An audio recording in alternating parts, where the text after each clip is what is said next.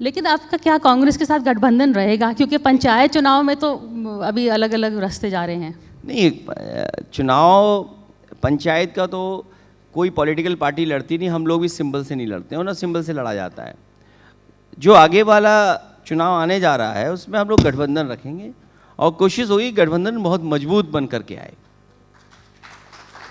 But मजबूत means के अखिलेश के साथ गठबंधन करना, आपका रेपुटेशन है कि आप बड़े दिल की दोस्ती करते हैं, आप सीट्स भी ज़्यादा देते हैं जो शायद वो डिलीवर ना कर पाए। पर अब now it is time to be realistic, तो आप किस आधार पे सीट्स देंगे? कोई आपने कुछ तरह का फॉर्मूला बनाया है? हालांकि जो डेमोक्रेसी में फार्मूला तो ये होता है कि जिसको ज़्यादा वोट मिला हो, लेकिन क्योंकि विधानसभा का समीकरण देखना पड़ता है कई बार, बीजेपी के लोग इतनी चिंता कर रहे थे किस जाति का अध्यक्ष बनाएं। यूपी में पहले निषाद समाज के नाम चलाया उन्होंने, फिर लोधी समाज का चलाया, फिर ब्राह्मण समाज का भी चलाया।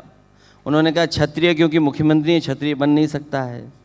तो ये कैलकुलेशन करते रहे बीजेपी के लोग। तो कई बार गठबंधन में और विधानसभा जीतने में जो हमारी सामाजिक परिस्थितियां हैं और जो राजनीतिक परिस्थितियां हैं, पहले कैसा परिणाम रहा है, उन तमाम चीज़ों को विचार करके ही फैसला लिया जाता है। लेकिन जैसा मैंने पहले कहा कि सवाल सीट का नहीं है, सवाल जीत का है। जो जीतेगा वो सीट वही लड़ेगा। ये कह रहे हैं कि कांग्रेस का भी एक फॉर्मूला होता है, जैसे कि उन्होंने बिहार में किया, शुरू में बड़ी रैली करी, उसको लेके जो शो कि तेजस्वी यादव से भी के बार्गेनिंग पॉइंट की तरफ से वो बड़ा शो ऑफ स्ट्रेंथ करते हैं, फिर गायब हो जाते हैं। तो आपको लगता है कि आपके साथ भी कुछ ऐसा ही कर रहे हैं? हम लोग अपनी ज़मीन तैयार कर रहे हैं, किसको क्या करना है करता रहे, हमारा गठबंधन रहेगा। तो इंडिया अलायंस के अगर मैं कहूँ कि 3 सबसे मजबूत पार्टिसिपेंट्स हैं, तो वो कौन आप गिनेंगे? सॉरी मैं, इंडिया अलायंस में सबसे 3 स्ट्रॉन्गेस्ट कौन है? सबसे स्ट्रॉन्गेस्ट इंडिया अलायंस को जो सबसे मजबूत बनाते हैं? जो इंडिया गठबंधन बना था, जब नीतीश कुमार जी और हम सब लोग बैठक किए थे, तो उस समय यही तय हुआ था कि जो रीजनल पार्टी जहाँ पर मजबूत है उसी के नेतृत्व में चुनाव लड़ा जाएगा। इसीलिए तेजस्वी जी के नेतृत्व में बिहार चुनाव लड़ा गया, और नीतीश जी क्योंकि दूसरे दल में थे, दूसरे लाइन में चले गए, उन्हीं के नेतृत्व में चुनाव लड़ा गया।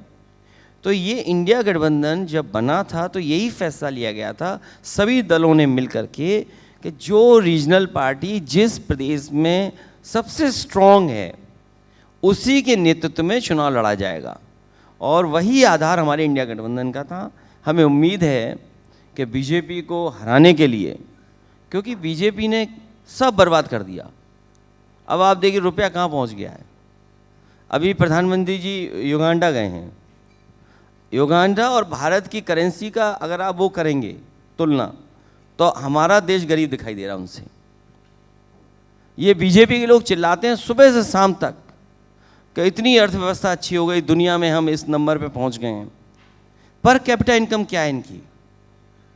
पर कैपिटा इनकम क्या है? और यूपी की पर कैपिटा इनकम क्या है? अभी हाल ही में मैंने ये फैसला लिया और हम लोगों ने बहुत विचार करके ये बात कही कि जो महिलाएं हैं उत्तर प्रदेश की, गरीब परिवार जो हैं, बहुत सारे ऐसे परिवार हैं, सपेरा है, पाल समाज के लोग हैं, प्रजापति समाज के लोग हैं, विश्वकर्मा समाज के लोग हैं, कठेरिया समाज के लोग हैं, और तमाम दलित समाज के गरीब लोग हैं, महिलाएं हैं, और उन्हें हम 40,000 रुपया साल में देंगे।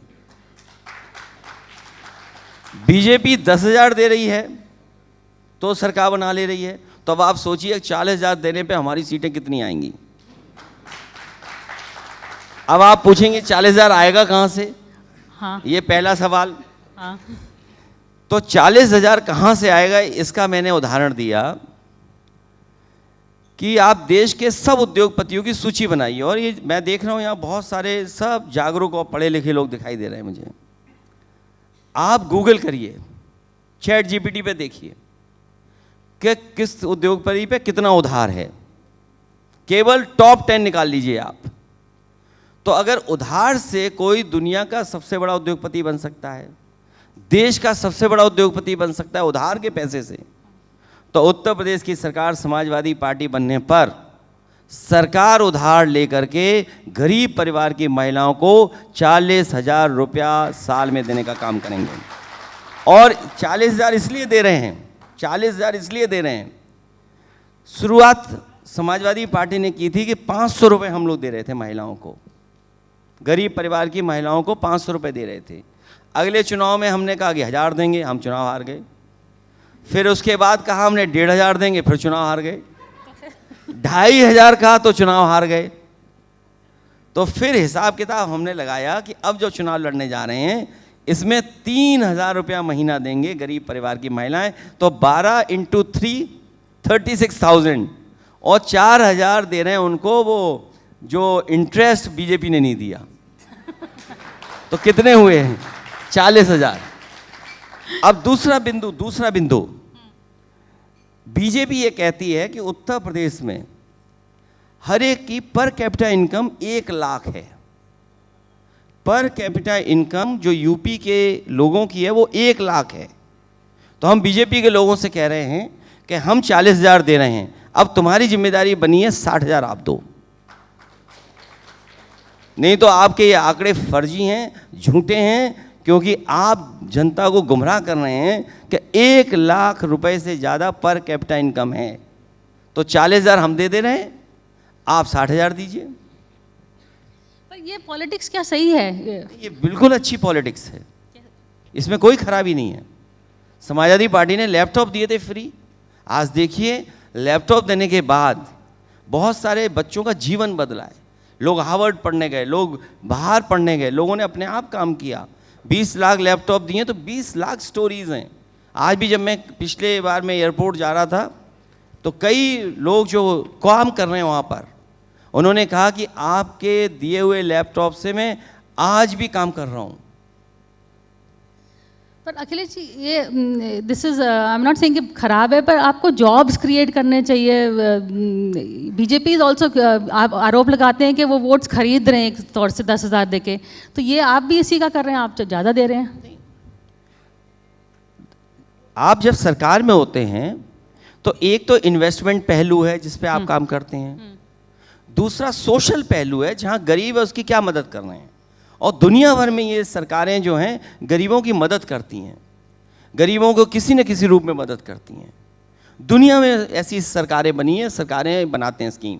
तो इन्वेस्टमेंट पार्ट अलग है। और जब समाजवादी सरकार थी तो तमाम हम लोगों ने योजनाएं चलाई थी। कन्या विद्याधन दिया लड़कियों को 30,000, समाजवादी पेंशन 500 रुपया दिया।